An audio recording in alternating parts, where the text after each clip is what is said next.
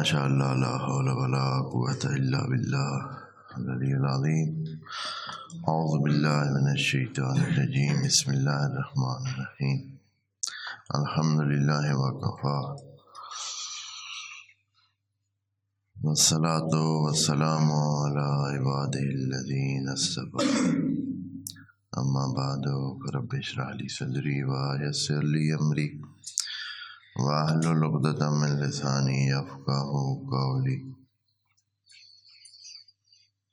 وقل رب ادخلنی مدخل صدق واخرجنی مخرج صدق واجعل لی من لدنک سلطانا نصیرا بسم اللہ وباللہ توکلت علی اللہ قال اللہ تبارک و تعالی فی سورۃ البقرہ آیت نمبر 34 بسم اللہ الرحمن الرحیم وَإِذْ قُلْنَا لِلْمَلَائِكَةِ اسْجُدُوا لِآدَمَ فَسَجَدُوا إِلَّا إِبْلِيسَ أَبَى وَاسْتَكْبَرَ وَكَانَ مِنَ الْكَافِرِينَ صدق اللہ العظیم۔ قصہ جناب آدم کے بارے میں قرآن کی بتائی ہوئی تاریخ ہم ذکر کر رہے ہیں، یعنی قرآن کی ہی تشریح کر رہے ہیں، اور قرآن کے مختلف حصوں میں موجود اس ماجرا یا اس واقعے کی جو حقیقت ہے وہ سامنے لانے کی کوشش کر رہے ہیں۔ وعلیکم السلام۔ آپ مومنین جانتے ہیں کہ یہ سلسلہ کسی ایک جگہ سارے کا سارا موجود نہیں ہے، اس کے مختلف زاویے اور مختلف حصے قرآن کی مختلف سور اور آیات میں موجود ہیں۔ ان کو جوڑ کر ہم نے وہ ساری تفصیل جاننے کی کوشش کرنی ہے کہ ہوا کیا ہے، پہلے ابتدا میں کس طرح کا واقعہ ہوا ہے، کیونکہ اس کی مختلف جگہوں پہ آنے کی وجہ سے اور بات کو پورے انداز میں بیان نہ کرنے کی وجہ سے کئی زاویے ہیں جو بیان نہیں ہوئے ہیں، وہ ہمیں خود کوشش کر کے وہ ٹکڑے جوڑنے پڑتے ہیں، تب جا کر مطلب جو ہے وہ کوئی سیدھا بن سکتا ہے اور سیٹ ہو سکتا ہے۔ اور اسی کچھ حصوں کے نہ ہونے کی وجہ سے، کیونکہ یہ جناب آدم کی تاریخ ویسے تو تاریخ سے پہلے کی بات ہے، یعنی جو انسانوں کے پاس مندرج تاریخ ہے وہ جناب نوح اور اس کے بعد کچھ ہے، اور تھوڑی بہت اگر پہلے بہت ہی ایسے دھندلی سی کوئی اگر ہے تو ہے، نہیں تو اس کا عنوان ہم یہ جو سوشل سائنسز ہیں اس میں کہتے ہیں ماقبل تاریخ۔ آپ نے یہ جملہ کہیں اگر پڑھا ہے، ماقبل تاریخ کی بات ہے، ماقبل تاریخ کی بات ہے، یعنی جو ہمارے پاس درج شدہ تاریخ ہے اس سے بھی پہلے کی بات ہے، اور یہ تاریخ ہمارے پاس 5-6 ہزار سال سے پہلے کی نہیں ہے، ایسی کوئی زیادہ تفاصیل۔ طوفان حضرت نوح کی بھی اتنی تفصیلات موجود نہیں ہے تاریخ میں، لکھا ہوا ہے کہ یہ ایسا واقعہ ہوا ہے، حتیٰ اس کا علاقہ بھی اتنا فکس نہیں پتہ چل رہا ہے کہ وہ کس علاقے میں ہوا ہے، کتنا ہوا ہے، تو بہرحال اندازے موجود ہیں۔ تو اس طرح کی تاریخ مندرج نہیں ہے، تو جناب آدم کا واقعہ تو اس سے بہت پہلے کا اگر ہے، اور پھر یہ ہے کہ یہ کیسے ہوا ہے، صرف قرآن اس کا مین منبع ہے، اور اگر دوسرے اقوام میں جیسے یہودیت اور نصارہ میں یہ چیز موجود ہے تو وہ بھی انہی الہی کتابوں کی وجہ سے ان کے پاس کچھ اس قصے کا حصے آئے، اور پھر انہوں نے اپنی طرف سے بہت کچھ جوڑا۔ اسرائیلیات میں انہوں نے اپنے ذوق کے مطابق جو کچھ ان کے پاس بن سکتا تھا انہوں نے بنا کے جو ہے وہ ان قصوں کے ساتھ جوڑا اور اس کو آگے بڑھایا. اور پھر مسلمانوں کے پاس کیونکہ معلومات نہیں تھی، مسلمانوں کے پاس معلومات نہیں تھی،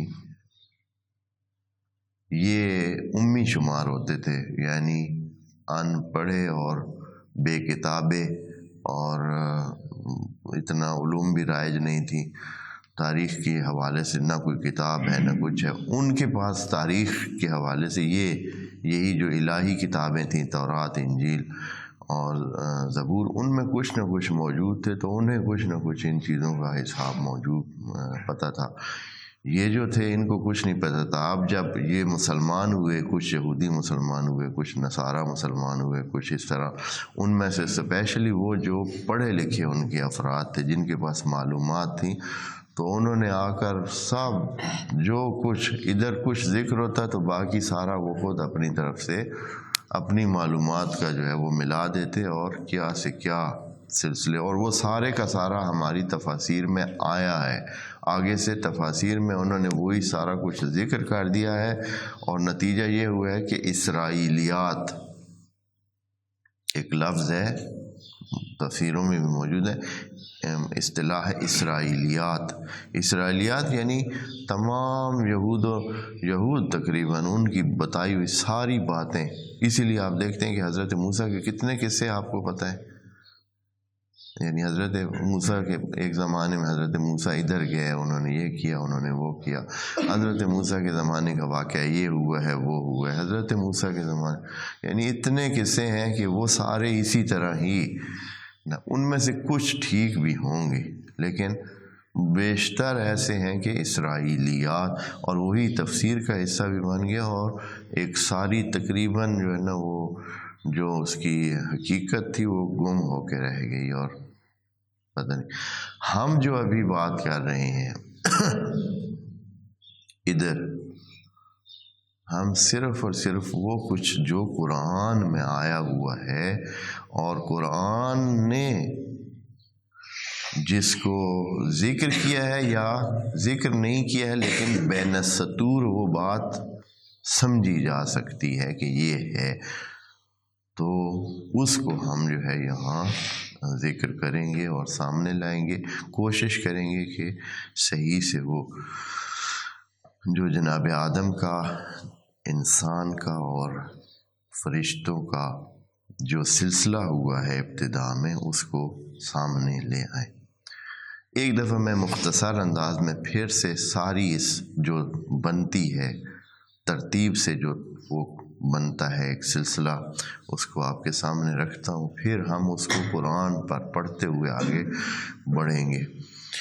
دیکھیں، خدا کریم نے کائنات بنائی، ساری خلقت بنا دی. اب اس کو مدیریت کرنے کے لیے، چلانے کے لیے، اس کو کیونکہ اسباب کی کائنات ہے تو اس کو چلانے کے لیے مدیر و مدبر چاہیے. تو خدا کریم نے اس کام کے لیے ایک مخلوق بنائی، اور جن کو مرسل یا ملک کا نام دیا، کہ جن کی ڈیوٹیاں ہیں. جیسے کہ اللہ نے کہا ہے کہ مدبرات امرن، وہ ہے آیات ایسی ہیں. ملائکہ کے بارے میں ہے کہ یہ سارے کاموں کو یہی سنبھالے ہوئے. جنت کے ملائکہ ہیں، دوزخ کے ملائکہ ہیں، عرش کے ملائکہ ہیں، یہ قرآن میں ذکر ہے. ہر قسم کے ملائکہ کا ذکر موجود ہے کہ یہ سارے، اور ان کی پھر جو ان کے ذمے کام ہے. تو ایک تدبیر عالم کے لیے ایک مخلوق ساتھ ہی اللہ تعالیٰ نے بنا دی. یہ ہو گیا. اب اس کے بعد دو مخلوقیں اور بنائیں. یہ جو مدبرات امر تھے، ان کو بھی عقل دیا، شعور دیا. اس کے بعد قرآن کے مطابق جنات کو خلق کیا. جنات کو خلق کیا. اب ان کے خلق کرنے کی کیا وجہ تھی؟ وہ قرآن نے خود بتا دیا وما خلقت الجن والانس الا لیعبدون۔ جب ملائک کو بنایا تو ملائک کا کام یہ ہے، ایک تو جہان کی تدبیر کریں گے اللہ کے حکم کے مطابق باذن ربہم، دوسرا یہ ہے کہ وہ تسبیح و تقدیس، یعنی جب دیکھیں گے جہان کو اور جہان کی تمام اس وجود کو اور اس کو صرف خود بخود ہی ان کے منہ سے اس کی جو بناوٹ کے وہ نزاکتیں ہیں وہ سمجھ آئیں گی، تو وہ اللہ کی تعریف کیے بغیر نہیں رہ سکیں گے اور تعریف و تقدیس ہی کریں گے۔ ان میں کوئی اور دوسری کششیں پائی نہیں جس سے وہ گناہ کی طرف جاتے یا خرابیوں کی طرف جاتے، تو اس لیے وہ پہلی مخلوق تو ہوگی اس کام کے لیے کہ مدیرات امر مدبرات امر۔ اب جن کو بنایا قرآن میں بتایا کہ ان کو بھی خلقت کے لیے، اس کے لیے عبادت کے لیے بنایا۔ جیسے ہی جن کو بنایا، جیسے کہ قرآن سے لگتا ہے کہ جنوں کی تعداد ابھی کوئی زیادہ نہیں ہے، ابلیس کے علاوہ زیادہ اور جن بھی موجود نہیں ہیں۔ اس کو جب بنایا اور اس کو یہ بھی بتا دیا کہ عبادت ہی تیرا مقصد ہے بنانے کا، تو اس نے کیا کیا، یہ بھی اس تسبیح و تقدیس کی فضا میں موجود تھا جہاں فرشتے پہلے سے موجود تھے، تو یہ بھی عبادت میں، وعلیکم السلام، یہ بھی عبادت میں ہی مصروف ہو گیا۔ یعنی کوئی اور نہ حسد کی جگہ تھی نہ ہی تکبر کی، کیونکہ فرشتے جیسے کہ اس کی بناوٹ اگر آگ سے تھی جیسے کہ قرآن میں موجود ہے، فرشتوں کی بناوٹ جس چیز سے بھی تھی اس سے وہ بالا تر اس نے سمجھے،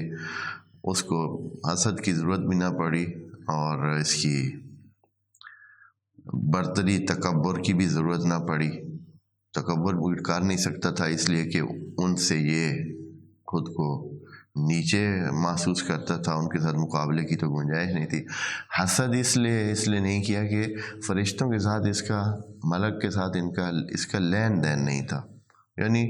کوئی چیز ہی نہیں ہے، نہ اس نے کچھ چیز ان سے لینی تھی نہ ہی انہوں نے کچھ اس کے ساتھ، یعنی معاملات ہی نہیں تھے، ان کی وکری دنیا، ان کی علیحدہ دنیا، اس کی علیحدہ دنیا۔ تو یہ بھی، لیکن یہ بھی ایک قسم کا ملک اس لیے شمار ہو گیا کہ وہ جو عبادت کا ذمہ اس کے ذمہ لگ گیا، تو یہ بھی عبادت کے لیے اور بندگی کے لیے، بندگی کرنا اس کا حق بنتا تھا، اس لیے یہ مأمور واقع ہوا اللہ کے حکم میں۔ اب اس کے بعد انسان کو خلق کیا، انسان کو مٹی سے بنایا، تو اب اللہ نے قرآن میں یہ نہیں کہا کہ خلیفہ کس کو بنانا ہے، اللہ نے صرف کہا ہے کہ زمین پہ خلیفے کو میں نے قرار دینا ہے۔ یہ کہ کس کو خلیفہ بنانا ہے، کوئی خواہ ہم نے، یا ایک وہی میں کہہ رہا ہوں کہ روایتی ایک بات ہے اور اسی پر ہم چل رہے ہیں، اور ہم نے یہی سمجھا ہوا ہے کہ انسان کو اللہ نے خلیفہ بنانے کے لیے، قرآن ہمارے سامنے ہے، قرآن میں ایسی کوئی بات نہیں ہے جس میں کہا گیا ہو کہ انسان کو اللہ نے کیا کرنا ہے، اپنا خلیفہ بنانا ہے۔ بلکہ کیا کیا ہے، بعض مفسرین جو ابھی جدید ہیں یا کچھ درمیان پہلے بھی ہیں، انہوں نے سرے سے کہا ہے کہ خلیفہ ہونے کی تو بات ہی نہیں ہے، یہ خلائف کی بات ہے کہ انسان نسلاً در نسل یہاں زندگی کریں گے۔ انی جاعل فی الارض خلیفہ کا مطلب یہ ہے کہ انسان آئیں گے اور خلفاً بعد خلف، جیسے کہ قرآن کی ایک اور آیت میں اشارہ ہے کہ وجعلکم خلائف، کہ اللہ نے آپ کو خلائف بنایا ہے، یعنی ایک دوسرے کے بعد آنے والی نسلیں قرار دیا ہے۔ تو انہوں نے ادھر کا معنی بھی یہ لیا، یعنی خلیفے کے بات سرے سے ہے ہی نہیں، خلیفہ بنانے کی بات صرف سرے سے ہے ہی نہیں۔ قرآن میں اس کی شاید تائید یہ بھی ہو سکے کہ وما خلقت الجن والانس الا لیعبدون کہا ہے، نہیں کہا ہے کہ خلقت الانسان لیخلفنی، کہ میرا خلیفہ بنے۔ اللہ نے کہا ہے کہ صرف اور صرف بندگی کے لیے بنائے۔ اچھا، پھر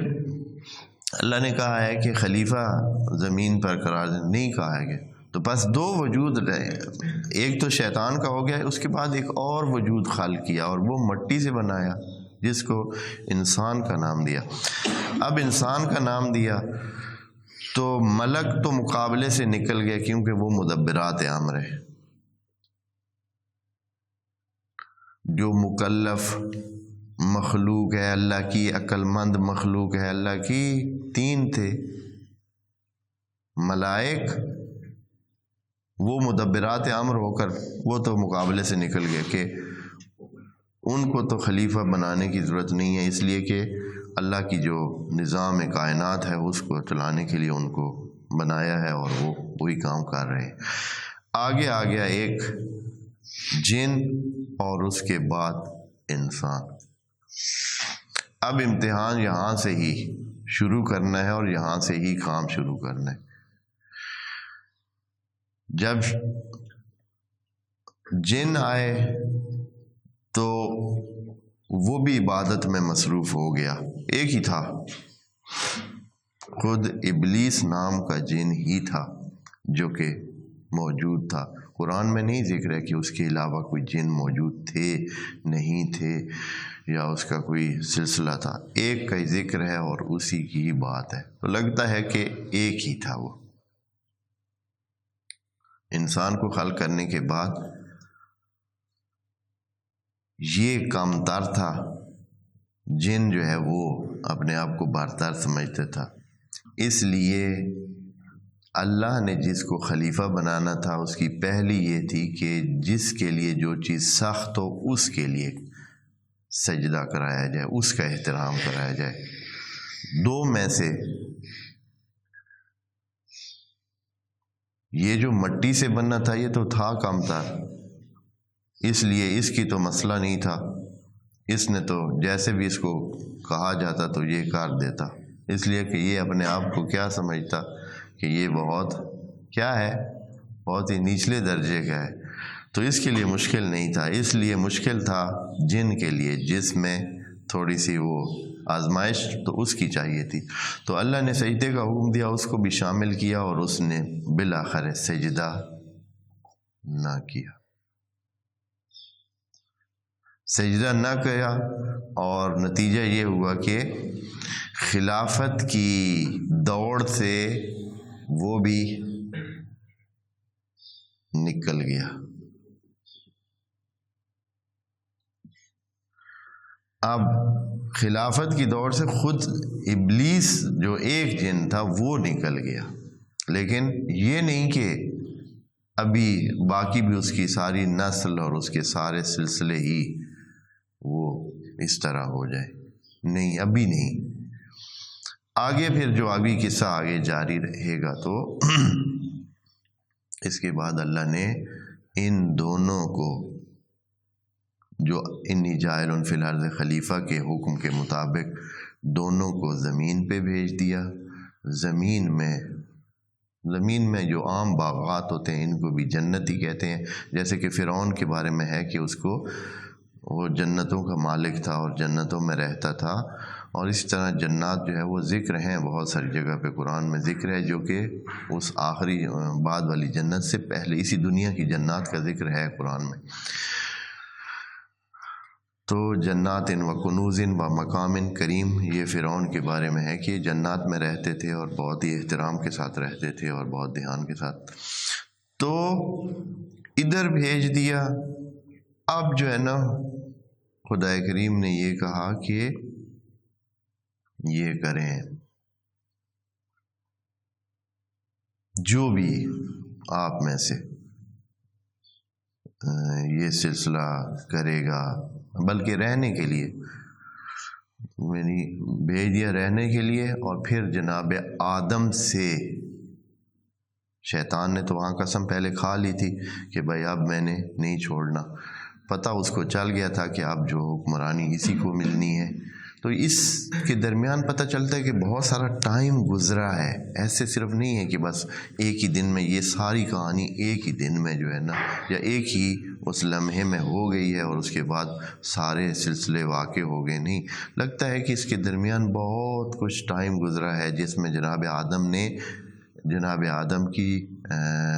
شادی کا سلسلہ یا نکاح کا سلسلہ ہوا ہے. یعنی جناب حوا کی پیدائش کے بھی ذکر قرآن میں نہیں ہے کہ کیسے ہوا، کب ہوا. یہ ہوئی اسرائیلیات انہوں نے بنا بنا کے بھیجی ہیں کہ پتہ نہیں جناب آدم کی پسلی سے پیدا ہوئی اور یہ ہوا اور وہ ہوا، پتہ نہیں کس طرح انہوں نے ان کی پیدائش کے بھی سلسلے ایجاد کیے، جبکہ قرآن میں جناب حوا کے پیدائش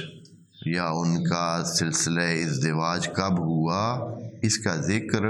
نہیں ہے۔ اس سے پتہ چلتا ہے کہ درمیان میں کافی سارا ٹائم گزرا ہے، یہ سارے سلسلے بھی درمیان میں ہوئے ہیں۔ پھر یہ اس جہاں پہلے موجود تھے، جہاں یہ سارا سلسلہ سجدے کا اور وہ ہوا تھا، اس سے انی جاعل فی الارض خلیفہ کہہ کر اللہ نے ان کو بھیج دیا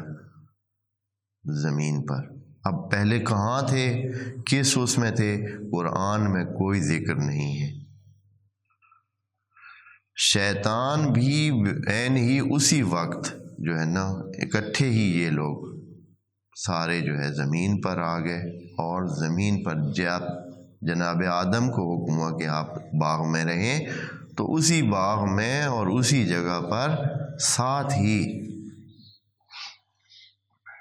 ابلیس جن جو کہ ہے وہ بھی آیا، اس لیے کہ انی جاعل فی الارض خلیفہ کا مطلب ہے کہ جو خلیفہ اللہ نے بنانا ہے ان کو جو ہے وہ زمین پہ اور اسی باغ میں ہی جگہ دینی ہے اور اسی میں ہی جگہ۔ اب یہ ہے کہ اس کے بعد کیا بننا ہے، پھر جناب آدم سے بھی وہ سلسلہ ہوا کہ ایک غلطی شیطان سے ہوئی،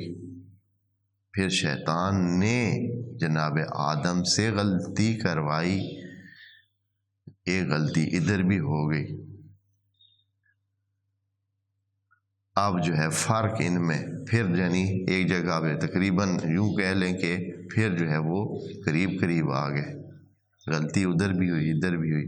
فرق صرف اتنا ہوا کہ پہلے والے نے غلطی کر کے اس پہ وہ ڈٹ گیا، اس نے کہا کہ میں نے کیا ہے تو اتنا بھی ماڑا نہیں کیا، ہاں اس لیے کہ میں اس سے بہتر ہوں، تو نے اس کو میرے سر پہ چڑھایا ہے، ہاں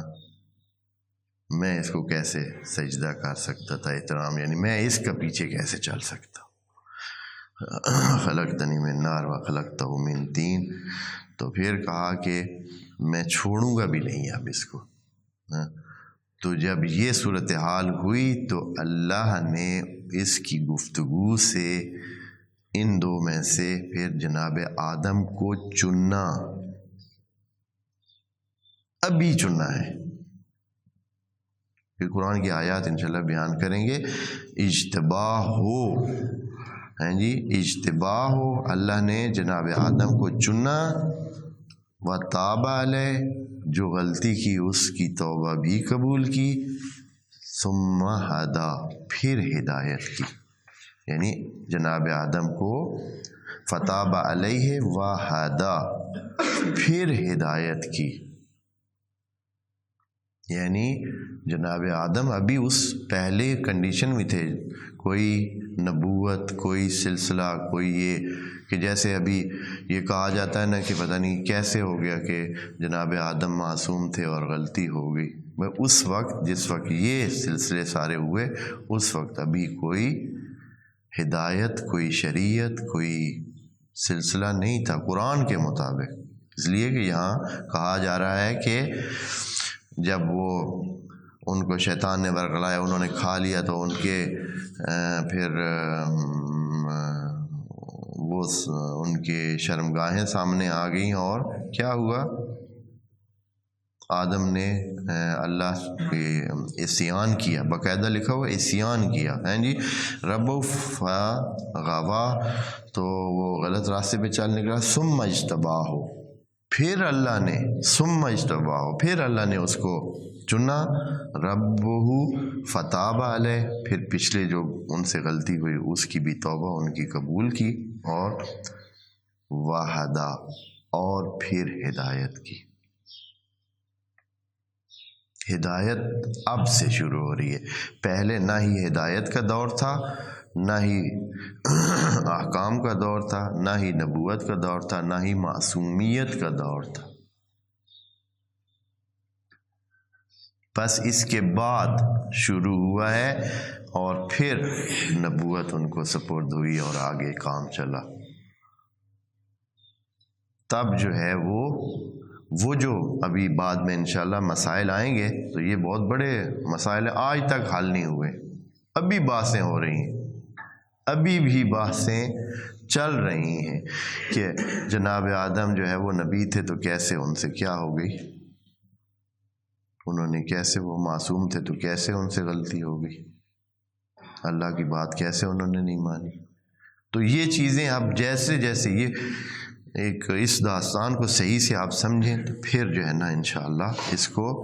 اب تقریباً میں نے اس کے جو موٹے موٹے پوائنٹ تھے مین وہ ذکر کر دیے ہیں، تو آگے جا کر ایک اور بات جو اس آیت جو آیت نمبر 34 میں آیت ذکر کرنی ہو، اِذْ قُلْنَا لِلْمَلَائِكَةِ اسْجُدُوا، ملائکہ سے اللہ نے یہ کہا کہ سجدہ کریں آدم کو۔ اچھا، ہم پیچھے دو باتیں ذکر کی ہیں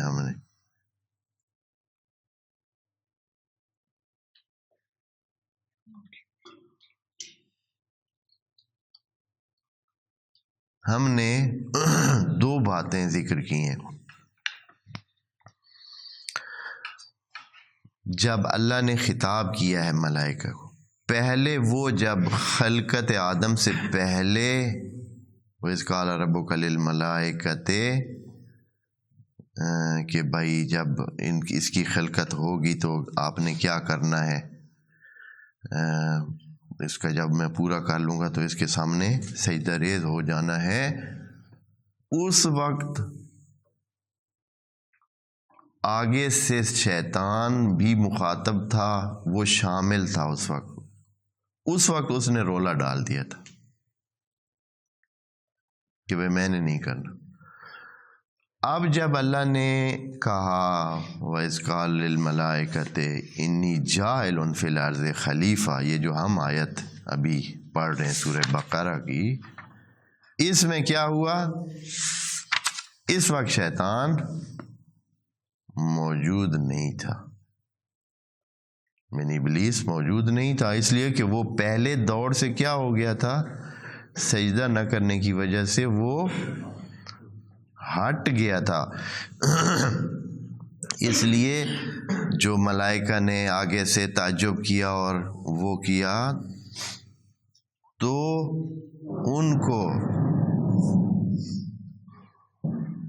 ان کے ساتھ یہ ابلیس موجود نہیں تھا، نہیں تو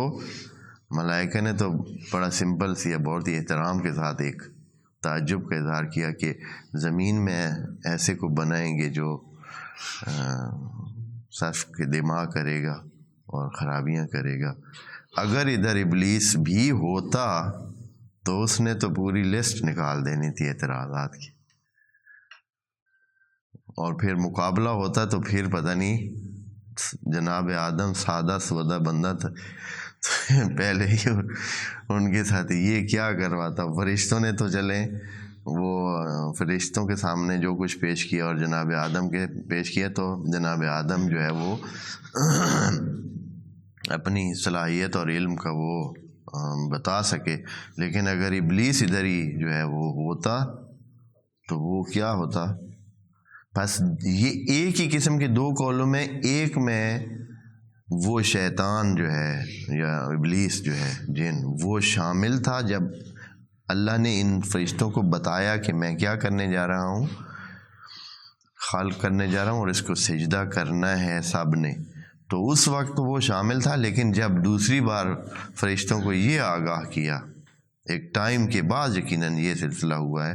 کہ میں نے ان کو زمین پر جو خلیفہ بننا ہے اس کو زمین پر میں نے چھوڑنا ہے، تو یہاں اب وہ شامل نہیں تھا کہ جن کو بتایا جا رہا ہو، اور اسی سے یہ بھی اندازہ ہوتا ہے کہ جن کو خلیفہ بنانا تھا وہ ان میں سے چانس دونوں کے تھے، ابھی بھی یہ تھا کہ یہ بھی جن بھی خلیفہ بنے، اور ابھی بھی جیسے کہ آگے بعد میں آخری حکم دے کر اللہ نے ان کو فارغ کر دیا تو اس وقت بھی یہی کہا کہ جو بندہ جو آپ میں سے ٹھیک راستے پہ چلے گا تو اس کو ہم یہ انعام دیں گے، اور جو غلط راستے پہ چلے گا تو پھر ہم ان کو کیا کریں گے۔ دیکھیں، قالا اہبطا منہا جمیعا، سب کے سب اب زمین میں آپ پھیل جائیں، بعضکم لبعض عدو، آپ میں سے بعض کے عدو ہوں گے، فإما یأتینکم منی ھدی، اگر میرے طرف سے آپ کو کوئی ہدایت ملے گی، فمن اتبع ھدایا فلا یضل ولا یشقی، جو میری ہدایت کے مطابق چلے گا تو وہ نہ ہی گمراہ ہوگا اور نہ ہی شکست کھائے گا، ومن اعرض عن ذکری، اور اگر کسی نے میرے ذکر سے اعراض کیا، ہٹا، فإن لہ معیشۃ ضنکا، تو اس کو بڑی اوکھی زندگی ملے گی، ونحشرہ یوم القیامۃ اعمی، ہم قیامت کے دن اس کو اندھا پیش کریں گے۔ یہ سورہ طٰہٰ کی آیات پڑھ رہا تھا جو ابھی آپ کے سامنے 115 آیت نمبر 115 ہے سورہ طٰہٰ کی، تو وہاں یہ ذکر ہے۔ تو اس سے پتہ چلتا ہے کہ یہ صرف مخصوص نہیں ہے، چونکہ اللہ نے کہا ہے کہ انی جاعل فی الارض خلیفہ، میں ایک خلیفہ ایک بننا ہے خلیفہ۔ ہاں، اب وہ ادھر سے بھی بن سکتا ہے، وہ جنوں سے بھی بن سکتا ہے، انسانوں سے بھی بن سکتا ہے، اس لیے کہ سارے احکام قرآن میں اس میں جن اور انس دونوں سب میں شامل ہیں، اور ہر جگہ جن اور انس کی بات ہوئی ہے، تو ہم صرف یہ خیال کر کے چلتے رہیں، جیسے کہ ابھی روایتی خیال یہی ہے، لیکن ہمیں آپ دوستوں کو بتاؤں کہ بہت ساری چیزیں ہیں وہ قرآن کی طرف بے توجہی، یہی بے توجہی ہے کہ ہم قرآن کے معانی کو اتنا ہم نے الٹ لے کر چلے ہیں کہ ہم نے اصلاً اپنے ذہن پکے پکے بنا لیے ہوئے ہیں کہ یوں ہے اور دوسری طرف ہے ہی نہیں۔ جیسے کہ یہ جو ابھی میں بات کر رہا ہوں، یہ کتنوں کو ایسے لگے گی کہ یہ تو یار بالکل ہی نئی باتیں ہیں ساری، جیسے کہ اب مجھے یقین ہے کہ آپ دوستوں میں سے بھی سب کو یہی لگے گا کہ یہ کیسی باتیں ہیں، ہم نے کبھی نہ سنی ہے نہ کسی بڑے نے کی ہیں، اتنے بڑے علماء گزر گئے ہیں، اتنے بڑے، تو کیسے اس طرح کی باتیں نہیں ہوں۔ اور یہی چیز ہے جو قرآن کہہ رہا ہے کہ قرآن کو اگنور کیا گیا ہے۔ نبی ایسے رپورٹ خام خواہ دے دیں گے آخر میں کہ میری امت نے قرآن کو بالکل توجہ نہیں کی ہے، وہ صادق و امین ادھر اللہ کے سامنے آخری جگہ قیامت کے دن تو جو جھوٹے ترین ہوں گے وہ بھی جھوٹ نہیں بولیں گے، وہ بھی غلط بیانی نہیں کریں گے۔ تو نبی فائنل بات بتا رہا ہے، یہ نہیں کہ ابھی کوئی اس میں گنجائش چھوڑی حضرت نے، ہے کہ فائنل یہی ہے کہ امت نے قرآن کو نئی توجہ دی، اور اس سے بڑھ کر ہو سکتا ہے کہ ہم یہ گمان کیے ہوئے اور ہمارے ذہنوں میں پکا ہے کہ اللہ نے انسان کو کیا بنا کر بھیجا ہے جی، خلیفہ بنا کر بھیج دیا ہے، جبکہ اللہ نے جن و انس کی بات کی ہے۔ یہاں بھی یہ دیکھیں نا، فینے ہے، اچھا، کالا اہبتا، دونوں نکل جائیں، دونوں، یہ اہبتا کس کے لیے؟ اب دونوں نکل، ہمارے جو ہے نا بہت سارے انہوں نے کہا ہے کہ یہ جناب آدم اور اس کی بیوی کو کہنے کہ نکل جائے، وہ بیوی کا کیا قصور ہے؟ بیوی کا قصور قرآن میں قطرہ بھی ذکر نہیں ہے، ذرہ بھی ذکر نہیں ہے۔ یہاں جہاں ابھی انشاءاللہ آیات تفصیل سے پڑھیں گے، وہاں جہاں خرابی کی بات ہے وہاں حضرت آدم کا ذکر ہے، وَعَصَىٰ آدَمُ رَبَّهُ، آدم نے نہیں مانی، آدم نے خرابی کی اس کی، حالانکہ کھایا تو دونوں نے تھا، لیکن گناہ اس کا تو بالکل بھی ذکر نہیں ہے۔ جناب حوا کے حوالے سے ذرہ بھی قرآن میں گناہ کا ذکر نہیں ہے کہ اس نے کوئی کی ہے، خرابی ادھر تھی یا غلطی ادھر تھی، جو کچھ ہوا ہے وہ جناب آدم کے حوالے سے ذکر ہے۔ لیکن ابھی جو ہمارے ذہنوں میں موجود ہے، جو ایک اسرائیلیات کی وجہ سے ہمارے ذہنوں میں موجود ہے، بہت ساروں کے ذہنوں میں موجود ہے، وہ یہ ہے کہ جناب آدم کو بھی غلطی کرانے کی وجہ کیا تھی؟ ہاں انہوں نے یہ کیا وہ پھل کھینا میں خود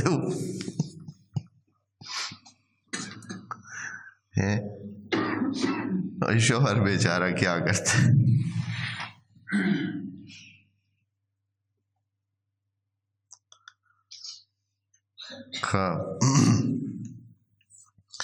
بس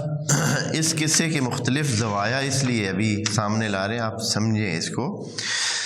وَإِذْ قُلْنَا لِلْمَلَائِكَةِ اسْجُدُوا، یہ جو واقعہ ہے یہ قرآن کی دوسری آیات کے مطابق بہت پہلے کا ہے، اور اس میں وہ جن جو کہ موجود تھا اور پہلے سے اس فضا، عبادی فضا میں موجود تھا، عبادت گزار بنا ہوا تھا، اس لیے کہ وَمَا خَلَقْتُ الْجِنَّ وَالْإِنسَ، جیسے ہی وہ خلق ہوا تو اس کو کیا ڈیوٹی اس کے ذمہ لگ گئی؟ اب فضا بھی کوئی گناہ کی فضا ہے نہیں، زمین کی فضا ہے نہیں،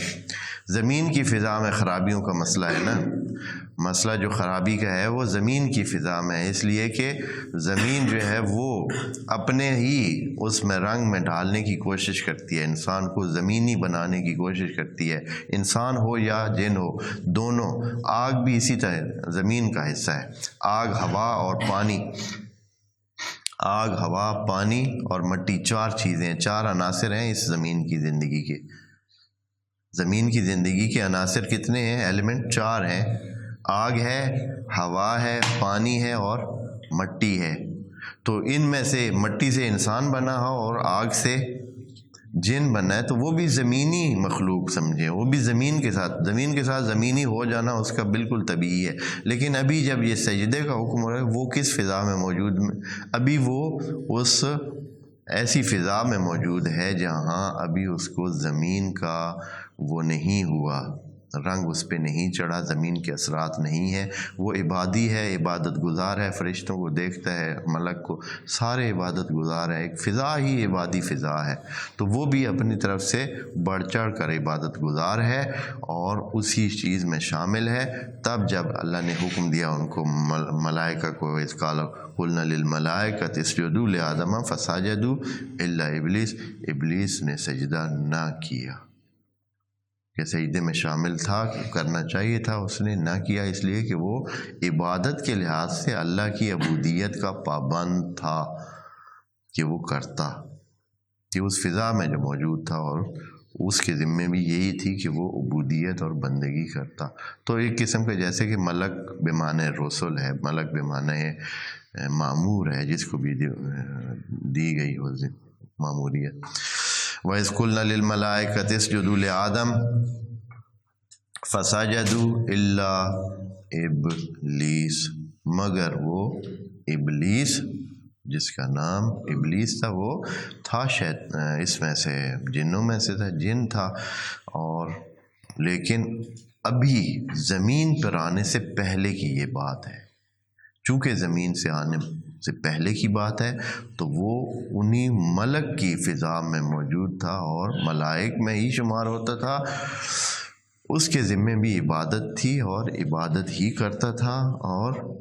اس لیے وہ حکم میں شامل تھا۔ اس نے ابا، اس نے نہ مانی، واستکبرا، اور اس نے استکبار کیا، اس نے کہا کہ میں اس سے برتر ہوں، بہتر ہوں، مجھے آگ سے بنایا ہے اور جناب آدم کو مٹی سے بنایا ہے۔ اچھا، اگر جناب آدم کو یہ کہا جاتا نا کہ سجدہ کریں تو یہ کیونکہ ہر چند یہ مٹی سے بنا، زمینی مخلوق تھی مٹی کی اس سے، لیکن یہ ہے کہ یہ چونکہ ان میں احساس برتری نہیں تھا تو انہوں نے کیا کر لینا تھا، انہوں نے کر لینا تھا، پھر امتحان ختم ہو جاتا، امتحان ہی نہ رہتا۔ حالانکہ اللہ کا مقصد یہ تھا کہ ان دونوں کو ایک مقابلے کی فضا دینی ہے اور ان کو جو ہے کیا کرنا ہے، ان دونوں کو آپس میں، یعنی ان سے ہی یہ سلسلہ کرانا ہے کہ خلیفہ کون بنے گا، اور تب ہی نہیں تو ابھی یہ جو میں باتیں اس لیے کر رہا ہوں کہ سینکڑوں سوال ہیں ان کا جواب ہی نہیں ہے۔ بھئی شیطان کو بنایا ہی کیوں؟ اتنے انسانوں کے گناہ کا باعث بننے والے وجود کو کیوں بنایا اللہ نے؟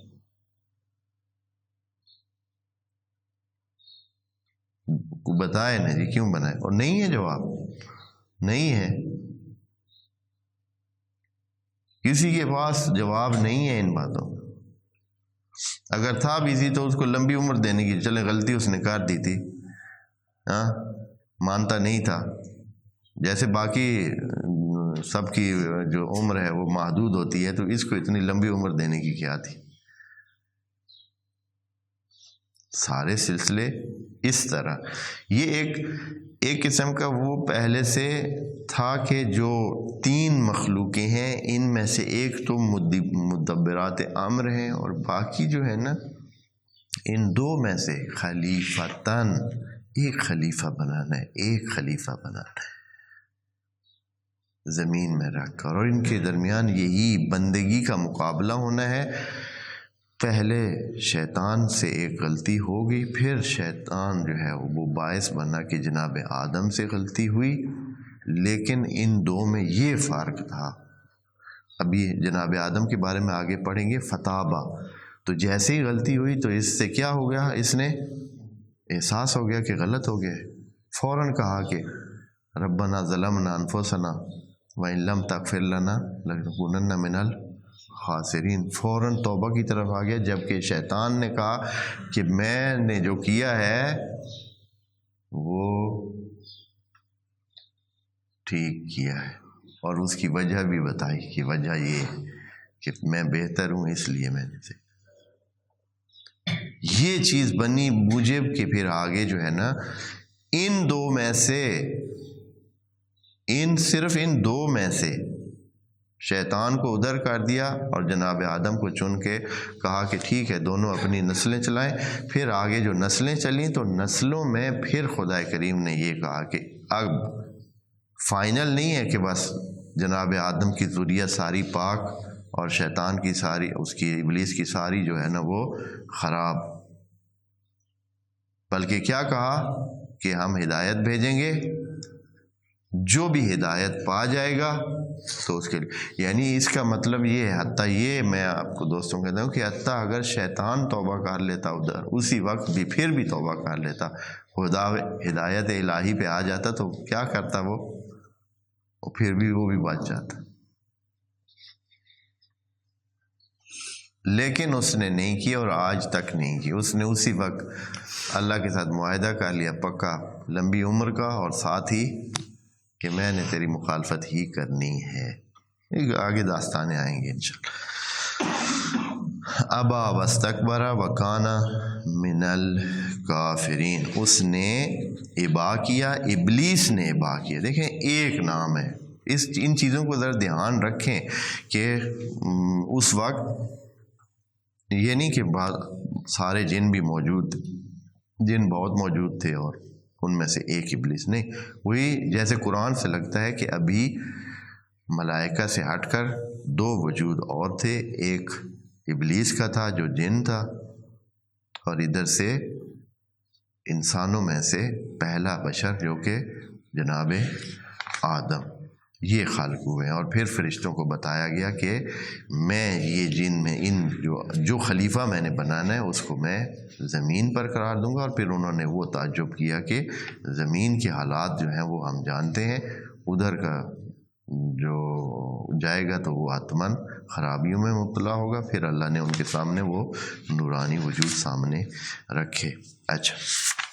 اس کے بعد کیا ہوا؟ اب نئی بات شروع ہوتی ہے۔ وَقُلْنَا، آیت نمبر 35۔ اب جب یہ سجدے والا اور وہ ملائکہ کے ساتھ مقابلے کی صورتحال پوری ہو گئی، تو اب جو ہے شروع میں بہت ابتدائی ایک ترجمہ صرف آج عرض کرتا ہوں، اس کی تفصیل انشاءاللہ آگے بعد میں کریں گے۔ وَقُلْنَا یا آدم، اور ہم نے کہا اے آدم، اسکن انت وزوجک، یعنی اس سے پتہ چلتا ہے کہ وہ پہلے ہی اسی جگہ موجود ہے۔ انی جاعل فی الارض خلیفہ کے بعد اللہ نے ان کو زمین پر اتار دیا تھا،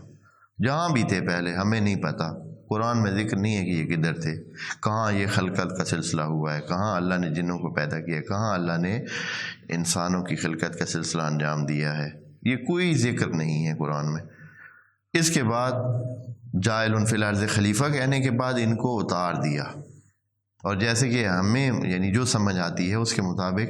نہ صرف اس کو انسان کو صرف جناب آدم کو، بلکہ ساتھ ہی اس کو اپنا ابلیس کو بھی ساتھ ہی اتار دیا۔ لیکن ان کو اجازت دی کیا؟ وَقُلْنَا يَا آدَمُ اسْكُنْ أَنْتَ وَزَوْجُكَ الْجَنَّةَ، ان کو ایک خاص باغ میں جگہ دے دی، ایک باغ میں، یعنی وہ اور اس کی زوجہ جناب آدم اور ان کی زوجہ کو باغ میں جگہ دے دی، ایک خاص جگہ کہ بھائی اس باغ میں آپ نے اس حد میں رہنا ہے، اور باقی زمین میں وہ جو ہے ابلیس جو ہے وہ باقی زمین میں فری تھا، وہ جہاں مرضی کرے، اس کو کوئی باغ وغیرہ نہ دیا گیا، اس لیے کہ وہ اللہ کی رحمت سے نکالا ہوا جو تھا تو اس کو ویسے اتار دیا تھا۔ وَقُلْنَا يَا آدَمُ اسْكُنْ أَنْتَ وَزَوْجُكَ الْجَنَّةَ فَكُلَا مِنْهَا، اور آپ کھائیں پئیں راغداً حیث شئتما وَلَا تَقْرَبَا هَٰذِهِ الشَّجَرَةَ فَتَكُونَا مِنَ الظَّالِمِينَ، اس خاص درخت کے قریب مت جانا، اس لیے کہ پھر آپ سمجھیں اپنے اوپر ظلم ہی کر لیں گے اگر یہ کریں گے تو۔ اس میں کئی باتیں ابھی آئیں گی انشاءاللہ تو وہ عرض کریں گے۔ والسلام علیکم ورحمۃ اللہ وبرکاتہ۔